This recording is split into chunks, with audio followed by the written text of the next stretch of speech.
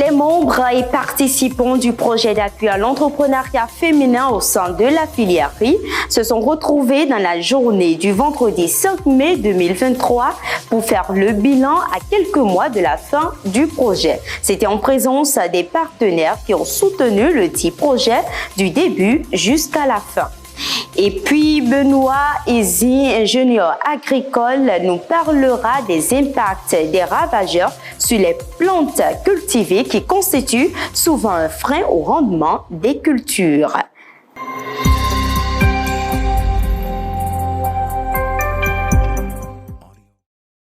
Chers amis, bonsoir et bienvenue à cette nouvelle édition du journal. Vous pouvez vous attendre à de la pluie pendant environ la moitié du mois de mai à Ouidah.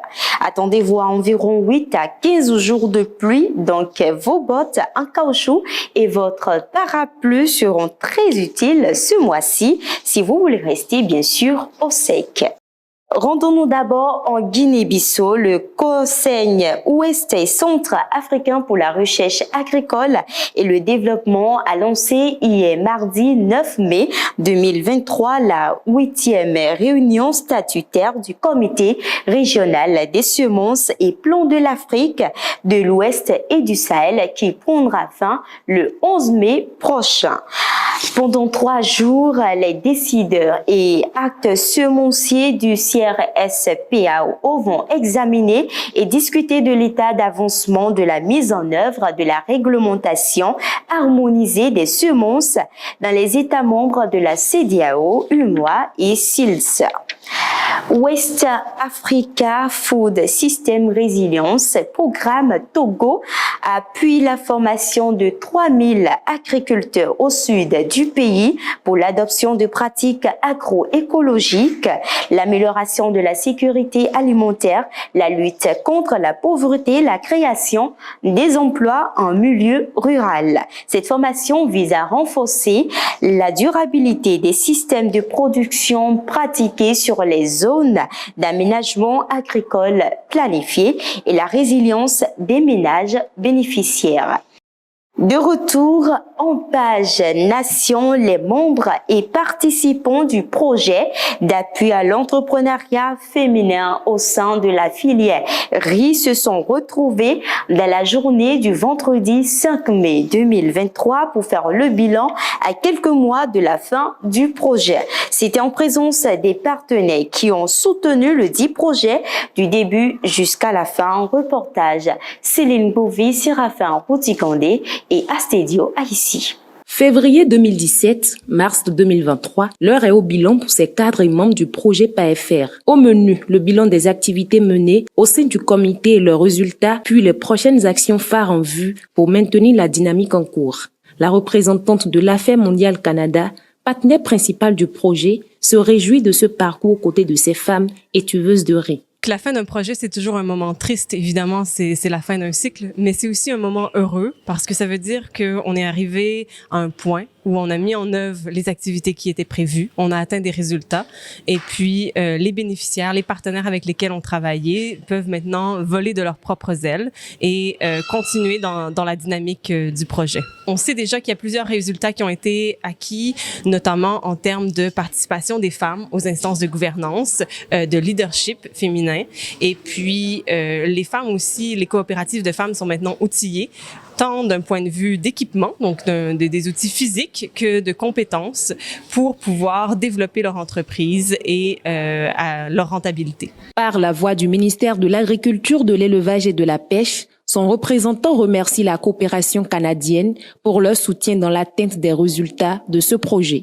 En matière donc de la mise en œuvre donc du PAG, programme d'action du gouvernement, il y a le pilier 1 qui avait besoin donc de renforcer la gouvernance et je crois que la coopération canadienne est montrée très déterminante par rapport donc à cela et en évoluant au niveau donc du pilier qui concerne l'engagement des réformes structurelles, la consolidation des réformes structurelles, je crois que on a vu vraiment la coopération canadienne qui a été très déterminante aussi en termes donc d'amélioration donc de la croissance à travers leur intervention au niveau du secteur agricole, que tout le monde sait être un secteur très déterminant pour atteindre les résultats. Au terme des échanges, les membres et participantes du dit projet ressortent très fiers et satisfaits tout en espérant la pérennisation du PAEFER avec le ceci. Au Bénin, le développement des maladies liées aux ravageurs dans la production agricole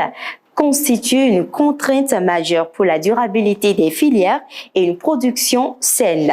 Dans cet extrait, l'ingénieur agricole Benoît Ezi nous parle des types de ravageurs et de leurs impacts sur les plantes cultivées. Suivez plutôt. Les ravageurs des cultures, comme exemple, nous avons les insectes qui sont les plus connus de tout le monde.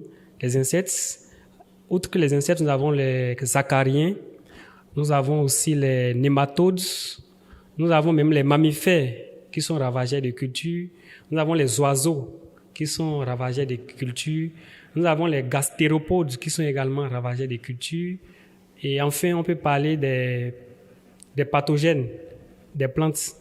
Parlant de ces agents pathogènes des plantes, il y a les virus, il y a les champignons et il y a les bactéries.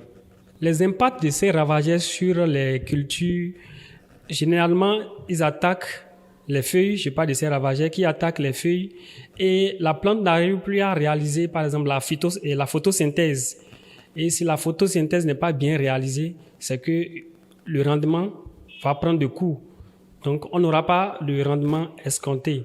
Et quand nous parlons de ces ravageurs, on peut aller pas à pas. Quand vous prenez par exemple les insectes, il y a les insectes piquets suceurs, il y a les insectes suceurs. Quand ils attaquent vraiment les feuilles de vos plantes, c'est que vous n'avez pas la chance. Et même il y a les insectes aussi qui attaquent les fleurs.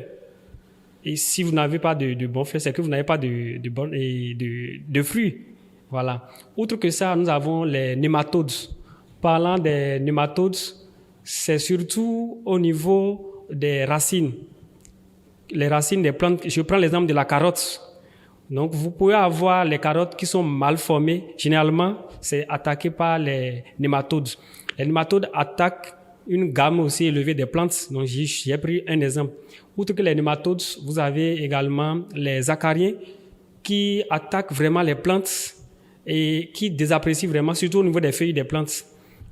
Et quand vous prenez aussi les maladies, les virus, je vais parler des virus, des champignons, des bactéries qui désapprécient vraiment vos plantes et vous n'avez pas un bon rendement à la fin.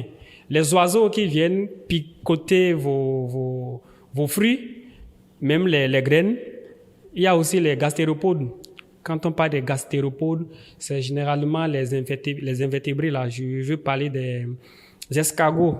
Les escargots aussi détruisent les plantes, surtout au niveau de la production de choux. Vraiment, les escargots créent beaucoup de dégâts. Pour finir, en Côte d'Ivoire va se dérouler le séminaire international sur la préservation et la restauration des sols forestiers en Afrique de l'Ouest. Prévu pour être tenu du 15 au 17 mai 2023 à Abidjan, ce séminaire sous-régional va consister à promouvoir un dialogue sciences politiques agriculture autour de la question de la vulnérabilité des sols forestiers en Afrique de l'Ouest, contribuer à la visibilité de ces problématiques au niveau sous-régional et les mettre à l'agenda politique, favoriser le partage de connaissances et d'expériences pratiques entre les représentants des pays ouest-africains et des organisations internationales intervenant sur ces sujets. Pour atteindre donc ces objectifs, le séminaire s'appuiera sur la mobilisation d'acteurs institutionnels dans la CEDEAO, scientifiques de la société civile et des filières agricoles et forestières d'Afrique de l'Ouest. Fin de cette édition du journal. Merci de nous avoir suivis et à très bientôt.